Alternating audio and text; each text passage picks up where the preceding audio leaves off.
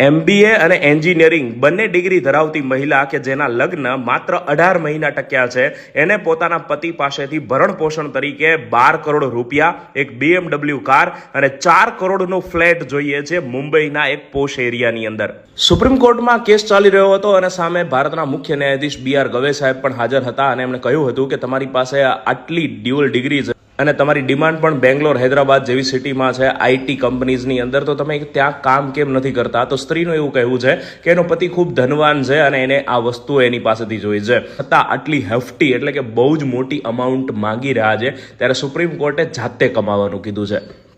પણ મુખ્ય વસ્તુ એ છે કે દિવસે ને દિવસે ભારતમાં જે આ કાયદો મહિલાઓના રક્ષા માટે બનાવવામાં આવેલો છે એનો ક્યાંક ને ક્યાંક દુરુપયોગ વધુ ને વધુ થતો જોવા મળે છે, જે ભારત માટે એક ચિંતાનો વિષય છે.